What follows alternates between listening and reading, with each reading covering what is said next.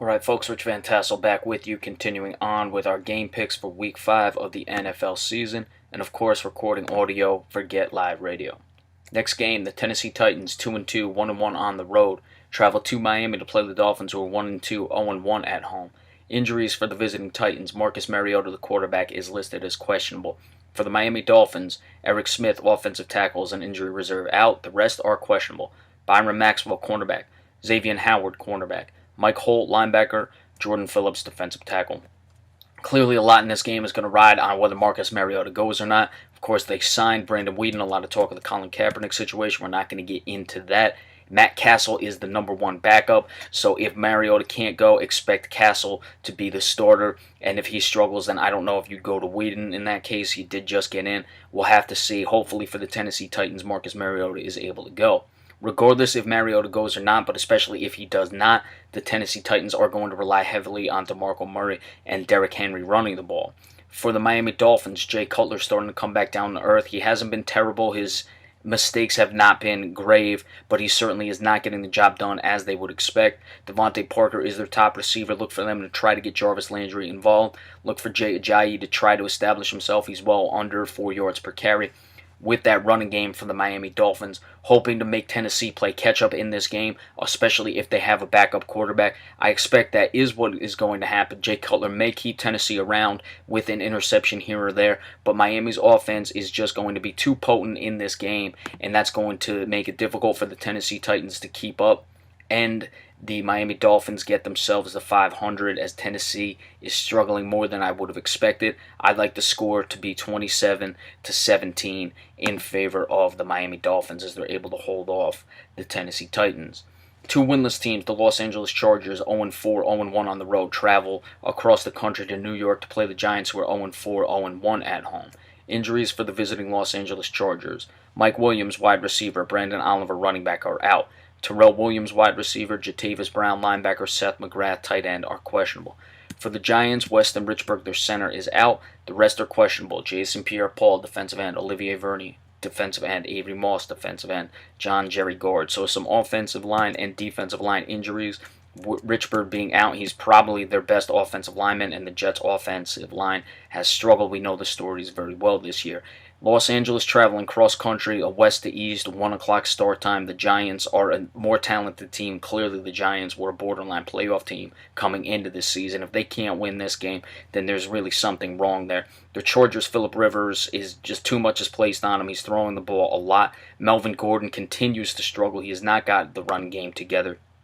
Expect some turnovers and expect the Giants to walk away with the victory. And as I said, if they don't, there's really some serious issues in New York, and Ben McAdoo will be coaching for his job. You don't want to be drastic that early, but that's what will happen. The New York Giants, 28-13 over the Los Angeles Chargers. The Arizona Cardinals, 2-2, 1-1 on the road, are traveling to Philadelphia to play the Eagles. The Eagles are 3-1. They are 1-0 at home. Injuries first for the visiting Cardinals: J.J. Nelson, wide receiver; John Brown, wide receiver; Alex Boone, guard, are questionable. Robert Nkemdiche continues to struggle with injuries. The defensive tackle is out. DJ Humphries, an offensive tackle, is out. For the Philadelphia Eagles, Wendell Smallwood, running back; Jalen Watkins, safety; Corey Graham, safety; Destiny Viejo, defensive tackle, are questionable. Fletcher Cox, a very good defensive tackle, is out. So you're missing one of your defensive tackles and one of the better defensive tackles in the league if you're the Philadelphia Eagles, in Fletcher Cox and Destiny Viejo. Who knows if he's able to go. Arizona has not been able to run the ball well. Andre Ellington, I expect to get a bulk of the carries. Chris Johnson just not doing it at this stage of his career. Let's see if those injuries will allow Arizona to establish a running game in this one. As we saw last week, Carson Palmer was throwing the ball a lot, and they weren't scoring many points. He's going to have to throw the ball a lot in this one as well, just to keep pace with the Philadelphia Eagles. I expect the Eagles to look to control the clock, not even look to give Carson Palmer much time, if any, in this game, to even keep them close and make some plays downfield. And you have some wide receiver injuries to the Arizona Cardinals as well. A lot of LeGarrette Blount in this game. Carson Wentz moves the chains. Philadelphia's defense, even without Fletcher Cox, gets the job done. 21-14, the Philadelphia Eagles over the Arizona Cardinals. The Jacksonville Jaguars, 2-2, 1-1 on the road, travel to Pittsburgh to play the Steelers, who are 3-1, 1-0 at home. Injuries for the visiting Jaguars: Marquise Lee, wide receiver; Brandon Linder, center; Jalen Strong, wide receiver; Gerard Wilson, safety, are all questionable. Lorante McCray, the linebacker, is out. For the Pittsburgh Steelers, Marcus Gilbert, offensive tackle, doubtful. Martavis Bryant, wide receiver, questionable. Le'Veon Bell, hey, he's still running the ball fairly effectively. He is under 4 yards per carry, but in the games he has shown, he has come along. Antonio Brown, of course, is having an enormous season this year. So, can Pittsburgh finally establish both of them in the same game? Look, Jacksonville, their struggles are on the offensive side of the ball. They're not on the defensive side of the ball. Blake Bortles has shown flashes at times. You figure, hey, maybe he's snapping out of it, but we figured that for many years. And, of course, he has a game like he did last week against the Jets where he completely just, drops the ball in that one.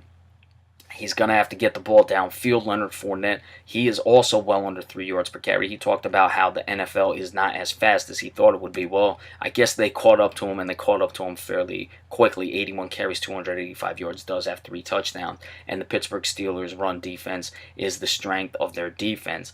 There is really no reason to see the Jacksonville Jaguars winning this game. The Jaguars are an unpredictable team. It could happen.